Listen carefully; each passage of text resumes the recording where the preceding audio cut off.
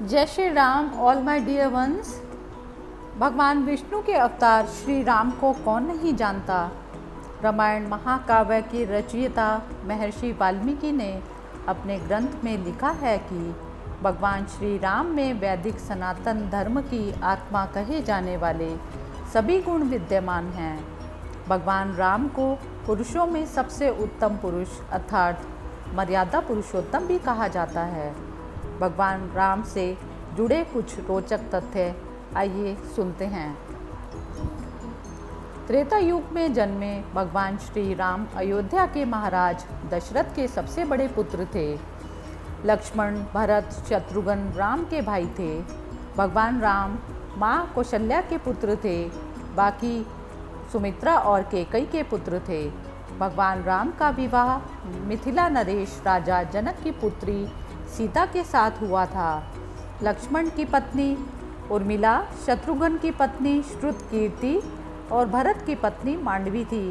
विवाह के पश्चात भगवान राम को राजा दशरथ ने रानी कैकेयी के कहने पर 14 वर्ष के लिए वनवास भेज दिया था, क्योंकि एक वचन के अनुसार कैकेयी राजा दशरथ से कुछ भी मांग सकती थी। तो रानी कैकेयी ने अपनी दासी मंथरा के उकसाने पर भरत को अयोध्या का राजा बनाने और राम को वनवास देने की इच्छा बताई और पिता की आज्ञा का पालन करके भगवान श्री राम सीता और लक्ष्मण के साथ वन चले गए। ब्रह्मा, विष्णु तथा महेश में से भगवान विष्णु ने संसार की भलाई के लिए कई अवतार लिए हैं। भगवान विष्णु द्वारा कुल 10 अवतार लिए गए, जिसमें से भगवान राम 7वें अवतार पर माने जाते हैं और यह अवतार भगवान विष्णु के सभी अवतारों में से सबसे ज़्यादा पूजनीय माना जाता है। भगवान श्री राम के बारे में महर्षि वाल्मीकि द्वारा अनेक कथाएं बताई गई हैं। वाल्मीकि के अलावा प्रसिद्ध महाकवि तुलसीदास ने भी श्री राम के महत्व को लोगों को समझाया है। भगवान राम ने कई ऐसे महान कार्य किए जिसने हिंदू धर्म को एक गौरवमयी इतिहास प्रदान किया है। भगवान विष्णु ने राम बनकर असुरों का संहार करने के लिए पृथ्वी पर जन्म लिया। भगवान श्री राम ने मातृ पितृ भक्ति के चलते अपने पिता राजा दशरथ के एक आदेश पर 14 वर्ष तक वनवास लिया।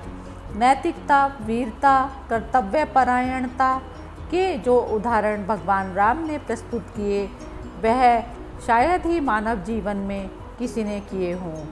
एक कुशल और प्रजाहितकारी राजा थे राम। भगवान राम अपनी प्रजा को हर तरह से सुखी रखना चाहते थे। उनकी धारणा थी कि जिस राजा के शासन में प्रजा दुखी रहती है वह राजा नरक भोगी होता है। महाकवि तुलसीदास जी ने भी रामचरितमानस में राम राज्य की बेहद चर्चा की है। माना जाता है कि अयोध्या में 11,000 वर्षों तक भगवान श्री राम का दिव्य शासन रहा। वनवास के दौरान भगवान श्री राम ने देश के सभी आदिवासियों और दलितों को संगठित करने का कार्य किया और उनको जीवन जीने की शिक्षा दी। उन्होंने देश के सभी संतों और उनके आश्रमों को राक्षसों, दैत्यों के आतंक से बचाया। अपने 14 वर्ष के वनवास के दौरान भगवान राम ने भारत की सभी जातियों और संप्रदायों को एक सूत्र में बांधने का कार्य किया। चित्रकूट में रहकर भी उन्होंने धर्म और कर्म की दीक्षा ली। भगवान राम ने भारत भ्रमण करके भारतीय आदिवासी जनजाति, पहाड़ी और समुद्री लोगों के बीच सत्य, प्रेम, मर्यादा और सेवा का संदेश फैलाया। और यही कारण था कि राम का जब रावण से युद्ध हुआ तो सभी तरह के अनार्य जातियों ने राम का साथ दिया। भगवान श्री राम कहते हैं कि पृथ्वी लोक एक ऐसा लोक है जहाँ जो भी आता है उसे एक दिन वापस लौटना ही होता है। ठीक इसी तरह श्री राम भी अपना मानवीय रूप त्याग कर अपने वास्तविक स्वरूप विष्णु का रूप धारण कर वैकुंठ धाम की ओर चले गए। वनवास के समय भगवान राम सिर्फ 27 साल के थे। लव और कुश राम तथा सीता के 2 जुड़वे बेटे थे। राम रावण युद्ध के समय इंद्र देवता ने भी भगवान श्री राम के लिए दिव्य रथ भेजा था। भगवान श्री राम ने पृथ्वी पर 10,000 से भी अधिक वर्षों तक राज किया। भगवान राम का जन्म चैत्र नवमी में हुआ, जिसको भारतवर्ष में राम नवमी के रूप में मनाया जाता है। भगवान राम ने रावण को मारने के बाद रावण के ही छोटे भाई विभीषण को लंका का राजा बना दिया। गौतम ऋषि ने अपनी पत्नी अहिल्या को पत्थर बनने का श्राप दिया था और इस श्राप से भगवान राम ने उन्हें मुक्ति दिलाई। अरण्य नाम के एक राजा ने रावण को श्राप दिया था कि मेरे वंश से उत्पन्न युवक तेरी मृत्यु का कारण बनेगा, और भगवान राम इन्हीं के वंश में जन्मे थे।